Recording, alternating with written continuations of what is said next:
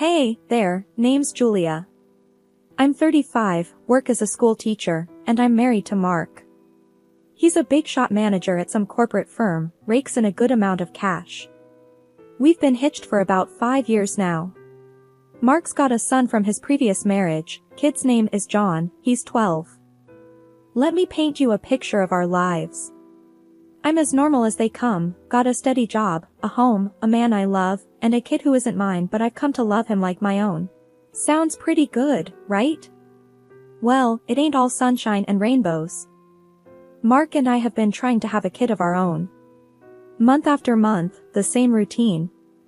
The hope, the anticipation, and then the crushing disappointment. The worst part of it all? Mark points the finger at me. One evening, Mark comes home, his face is like a thundercloud. He throws his briefcase on the couch, loosens his tie, and pours himself a stiff drink. I'm in the kitchen, trying to cook dinner, trying to ignore the tension that's thick in the air. He takes a sip of his drink, then turns to me, his eyes hard. Julia, he says, his voice cold, I have a kid. I didn't have any issues with Linda. It's you who can't. His voice trails off, but the message is loud and clear. I'm the problem. His folks, they're no better. They echo his sentiments. I still remember a family dinner at their place. Mark's mom, a stern woman with a sharp tongue, looks at me across the table and says, Linda gave us a grandson. We thought you'd give us a grandchild too, Julia. But it seems we were wrong. The room goes quiet, and I feel like I've been slapped. I can't say anything, can't do anything. I just sit there, my face hot, my heart pounding. Then there's Linda, Mark's ex, the mother of John.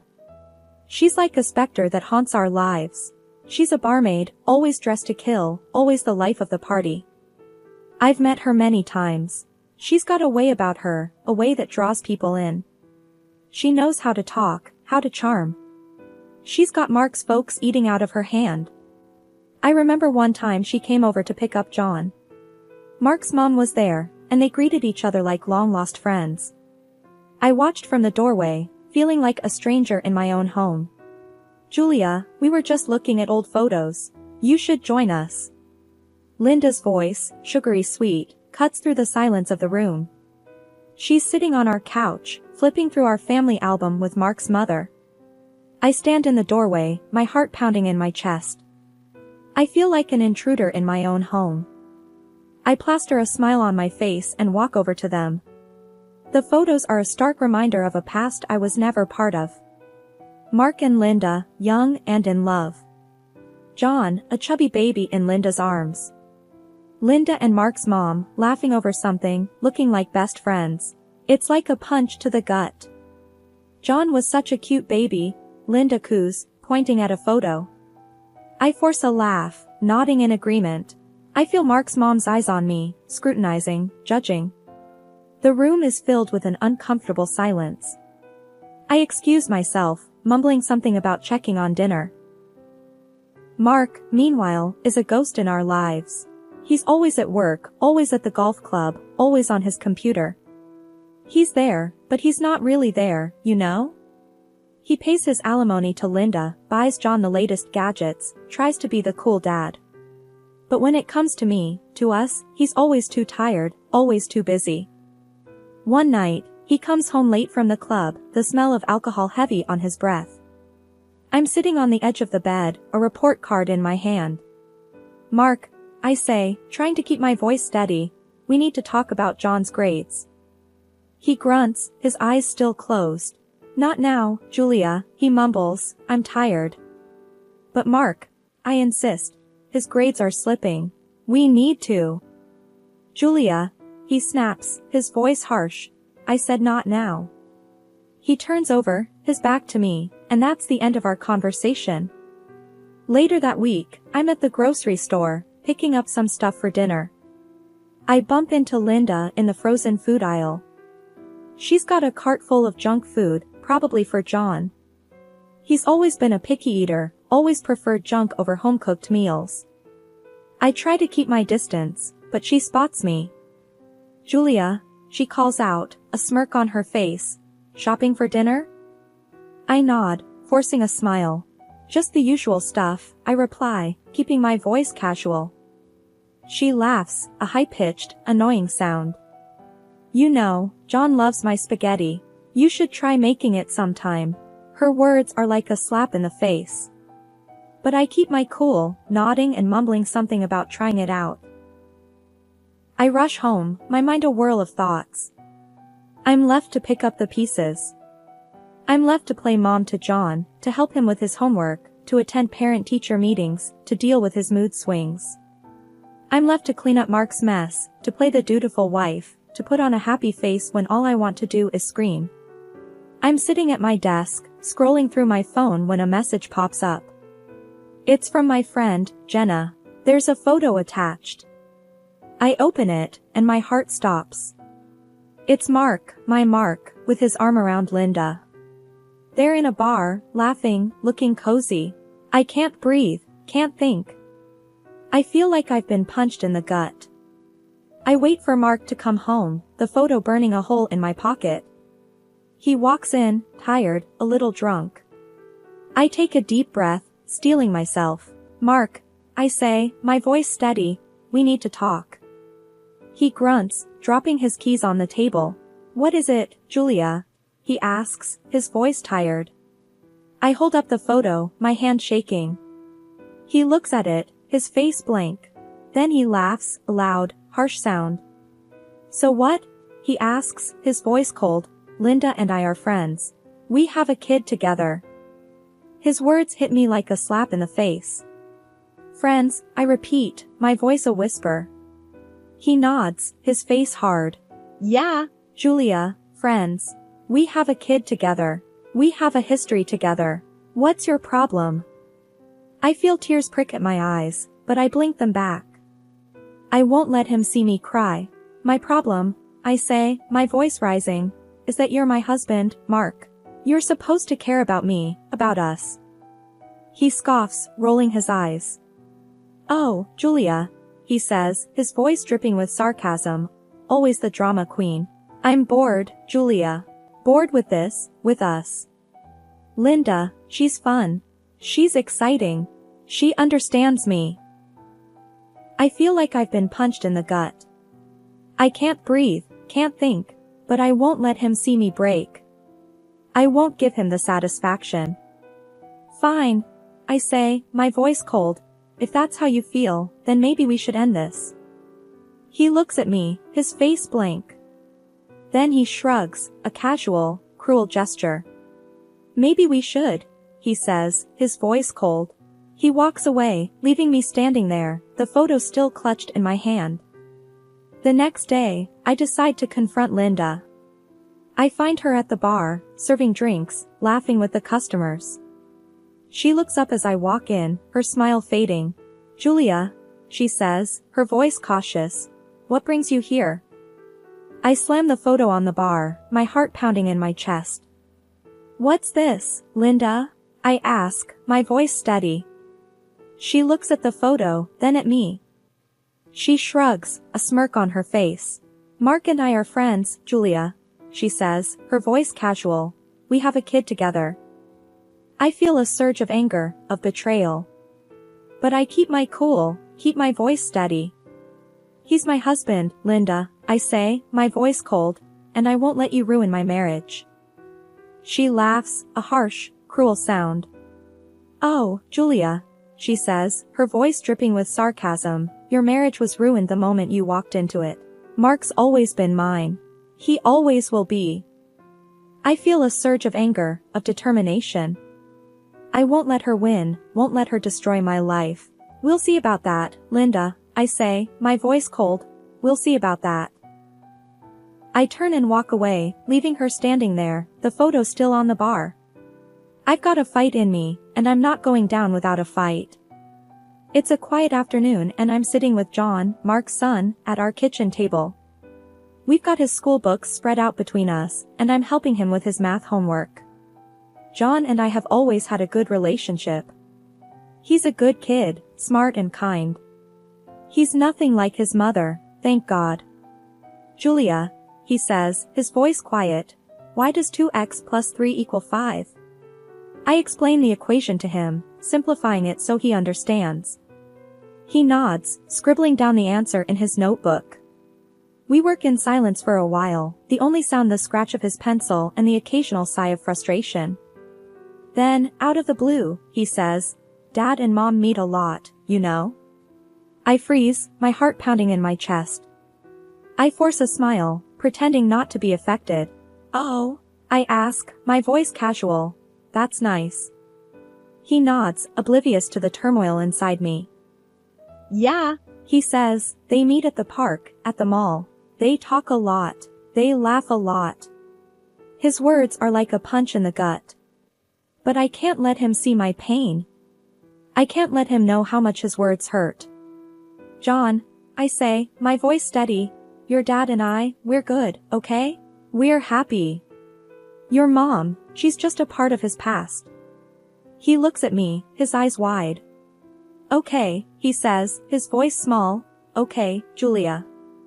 Just then, the doorbell rings. It's Linda, here to pick up John. I stand, my heart pounding in my chest.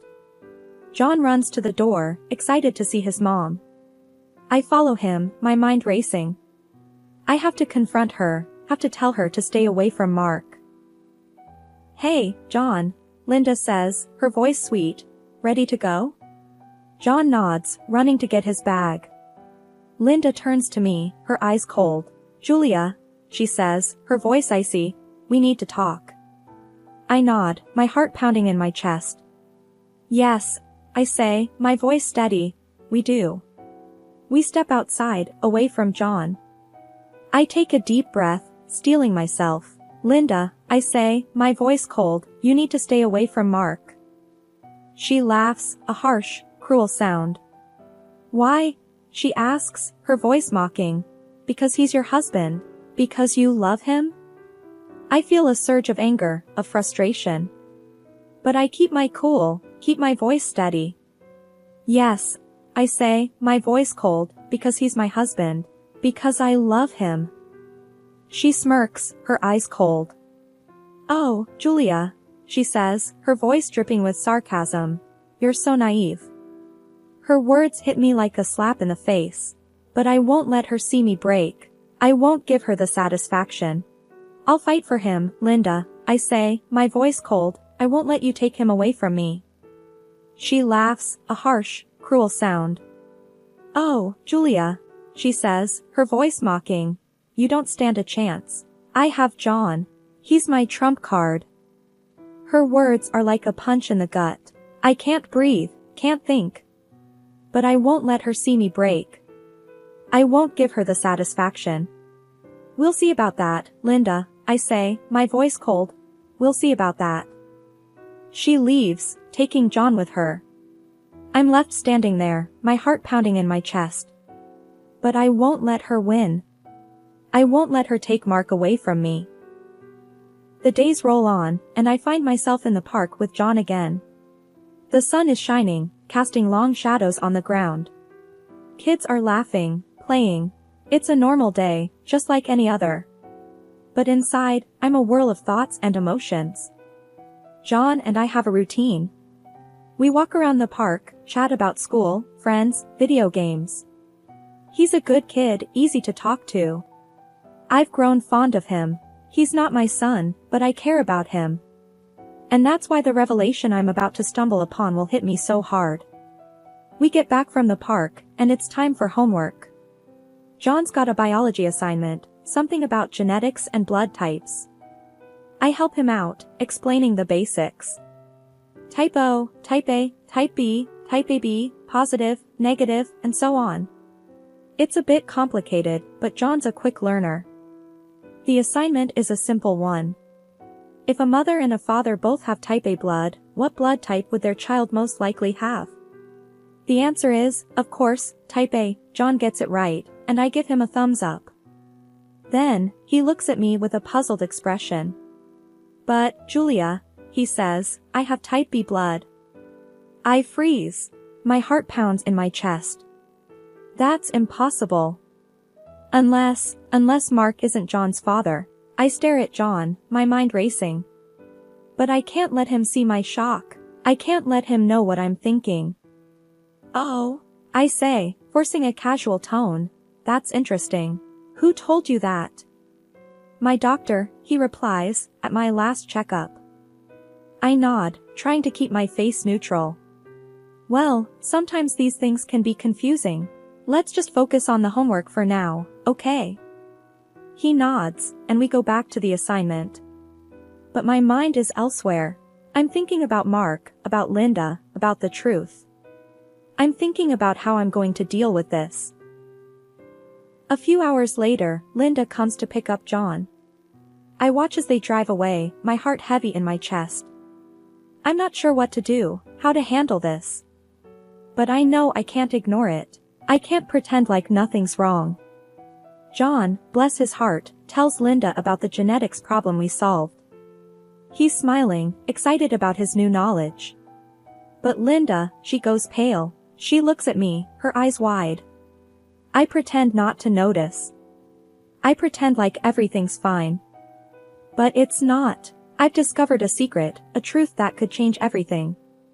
And I'm not sure what to do with it, but one thing's for sure. I'm not going to let Linda win. I'm not going to let her take Mark away from me. I'm not sure what the future holds. I'm not sure what this revelation means for me, for Mark, for John. But I'll face it head on. I'll fight for what's right. I'll fight for the truth. It was just another day. I was in the kitchen, cooking up some breakfast. Mark was sitting at the table, reading the newspaper. John was upstairs, getting ready for school. It was just like any other day, but inside, I was a mess. Julia, where's the butter? Mark asked, not looking up from his newspaper. In the fridge, where it always is, I replied, trying to keep my voice steady. He grunted and got up to get it himself. I watched him, my heart pounding in my chest. I couldn't help but wonder if he knew, if he suspected anything. John came down the stairs, his hair still wet from the shower. He grabbed a piece of toast and started to eat. John, sit down and eat properly, I said, trying to sound stern. He just shrugged and kept eating. He was always like that, always in a hurry. I watched him, my mind racing. I couldn't help but wonder if he knew, if he suspected anything. After breakfast, Mark left for work and John left for school. I was alone in the house, just me and my thoughts. I went up to John's bathroom, my heart pounding in my chest. I stared at his hairbrush, my hand shaking. I reached out and pulled out a few strands of hair. I put them in a small plastic bag, then did the same with Mark's hairbrush. I sent the hairs off for a DNA test. It was a long shot, but I had to know. I had to know if Mark was John's father.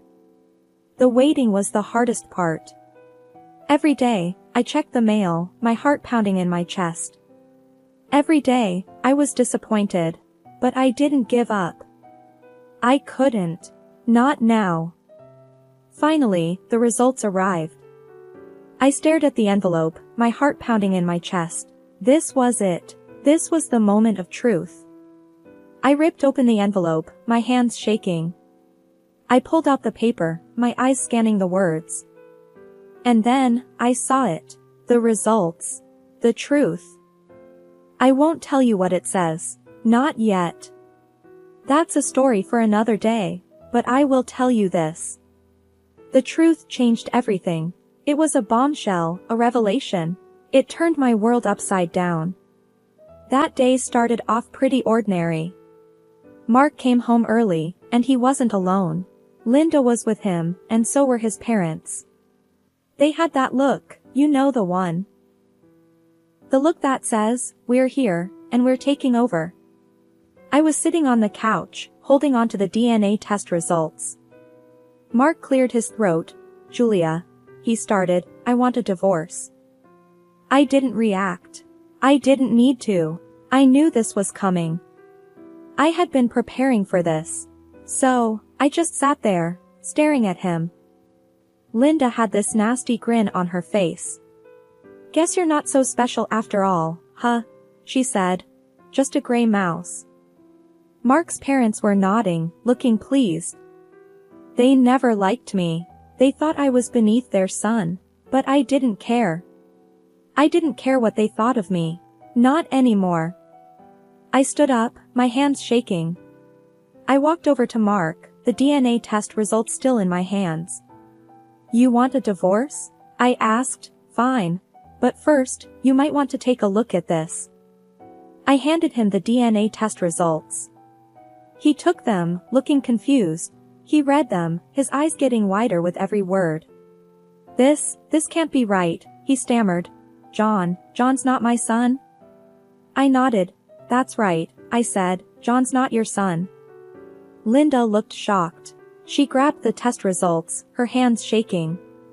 She read them, her face going pale. No, she whispered, no, this can't be true. I didn't cheat on you, Mark. I swear. But Mark wasn't having it. You're lying, he yelled, you did this, Julia. You did this to get rid of them. His parents chimed in, siding with Linda. Linda wouldn't cheat. This is your doing, Julia. I shrugged. Fine. I said. Let's do another test then. Let's see if these results hold up. All eyes turned to Linda. She was pale, shaking. No, she said, no more tests. I smirked. Why not, Linda? If you're so sure John is Mark's, what's the harm in another test? Linda broke down, tears streaming down her face. Okay. I cheated. John isn't Mark's. Mark was furious. You lied to me, he said, his voice cold. You lied to me for years. I want all my money back. Every single penny. His parents looked shocked. They tried to argue, tried to deny it. But it was no use. The truth was out. And nothing they could say or do would change that. I watched them, feeling a sense of satisfaction. For the first time in a long time, I felt free. I felt powerful.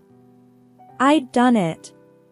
I'd finally left the big mansion, the shimmering chandeliers, the empty glamour, and the web of lies. I'd traded it all for a small, homely apartment in a quiet part of town. It was a far cry from the opulence I was used to, but it was real. It was mine.